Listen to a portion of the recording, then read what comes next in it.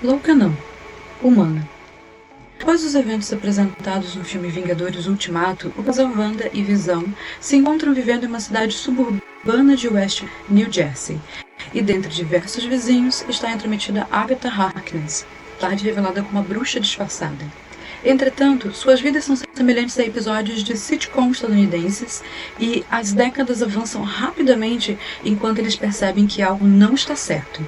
Membros de uma organização, a SWORD, descobrem não apenas a cidade dominada por uma força desconhecida que impede a penetração de qualquer um, como também a transmissão televisiva do show que acontece sobre a história do casal, também seus filhos. E aparentemente a culpa é de Wanda, pois Visão morreu no último episódio e os poderes da super-heroína estão descontrolados. Muitos julgam que perder o controle emocional eventualmente é normal, seja no trânsito, no trabalho, com amigos ou família e até mesmo num mero entretenimento como assistir a um jogo de futebol ou a um filme ou série de super-heróis. Somos autorizados a perder o controle das emoções momentaneamente, exceto se você for uma mulher e se descontrolar.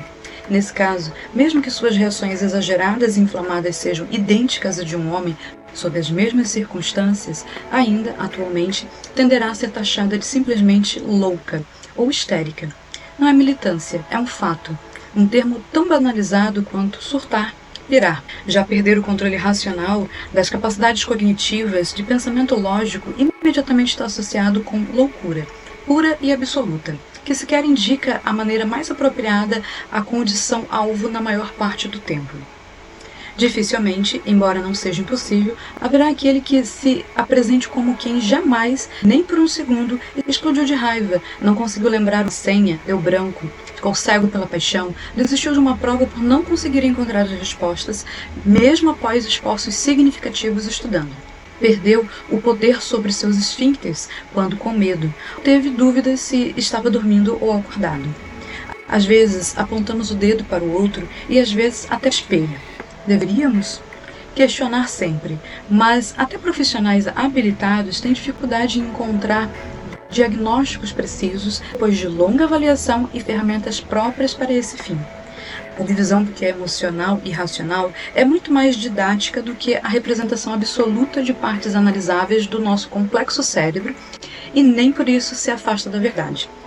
Nos diferenciamos de outros animais por causa da abstração, mas quando se trata de falar exatamente do que é privado a cada um de nós, ou seja, a nossa mente, temos um caminho fácil, injusto e limitante do enquadramento em grupos. Sãos e loucos. A linha que separa esses dois é mais tênue que se pode supor.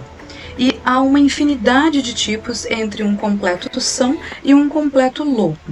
Se fosse realmente crível alguém ser uma coisa ou outra somente. Perder o controle das emoções e da razão é familiar a todos, mas só damos conta do descontrole quando podemos observar, seja os outros, seja nós mesmos, saindo de nós, assistindo a uma versão editada daquilo que lembramos e de detalhes imprecisos e lacunas preenchidas pelas lembranças, fantasias e interpretações ou confusões alheias que vão se somando a nossas próprias. Enquanto perdemos e perdem o controle diariamente, durante pouquíssimo ou muitíssimo tempo, mas ninguém vê, está tudo bem. O problema é quando a perda de controle se reflete no comportamento e devemos nos comportar. Logo, se perdemos todos o controle, seja da TV ou da cabeça, e sabemos o quão isso é doloroso, por que ainda nos valemos de um direito supostamente adquirido de afirmar que alguém não está adequado ou dentro da chamada curva normal?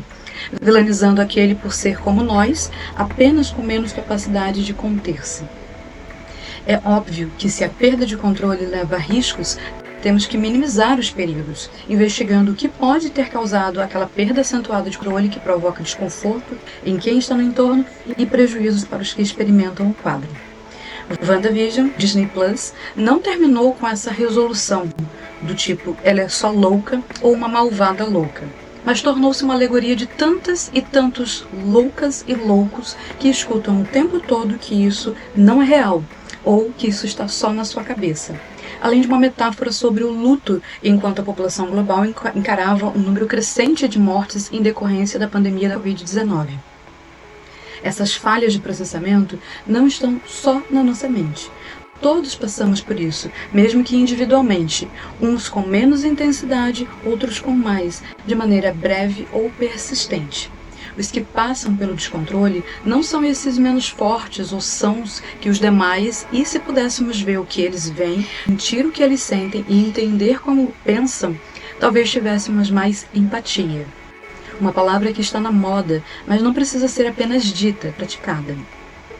Houve um trauma, e todos aceitam as reações de uma pessoa que perdeu tudo antes do controle.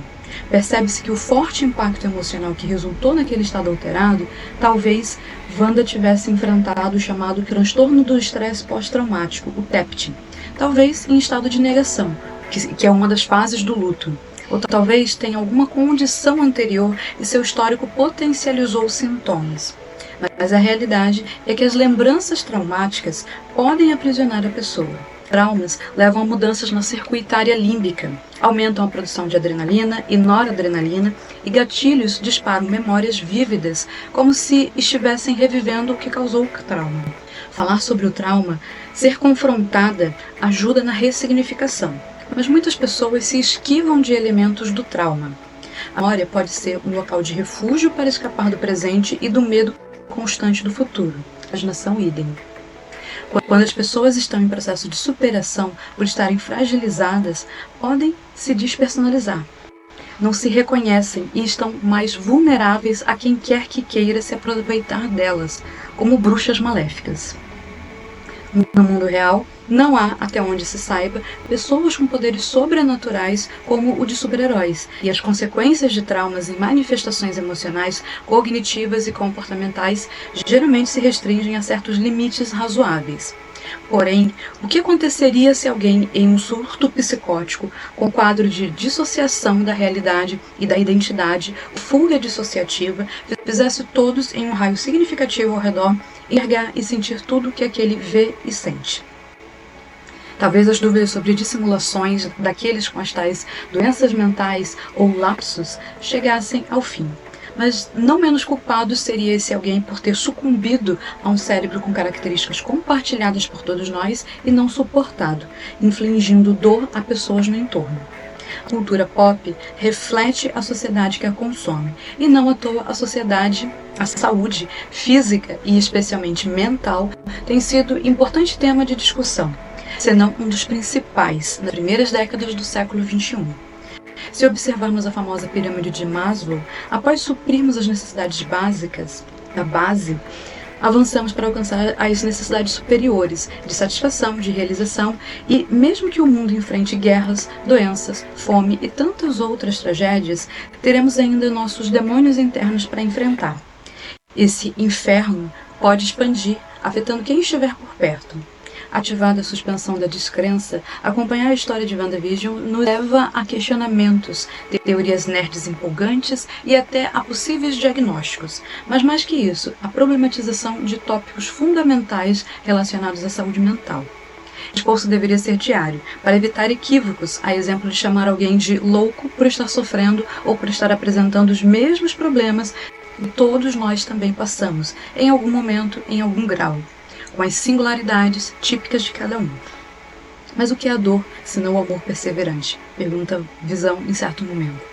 Wanda descobre que tudo era uma ilusão, uma peça de sua própria mente e, de alguma forma, a vida que ela criou, Visão e seus filhos, eram reais, a permitiram aceitar, a superar a perda e de seu grande amor, principalmente. A possibilitou enxergar o mal que havia feito aos habitantes daquela cidade, sob seu controle, contra a vontade deles, forçados a viver seu sonho. Quando sentimos dor, não nos importamos tanto com os outros ou passamos a dar ainda mais valor ao que os outros podem estar sentindo. Aquilo que a gente mostra, transmite, nem sempre é o que somos. Na maior parte das vezes, projeções e fantasias para nos adequarmos ao momento ou uma situação, ao que é esperado de cada um, desempenhando seu papel sem muito questionamento se o direcionamento disso tudo parece correto, num piloto automático que segue a norma, seja essa norma real ou apenas um show.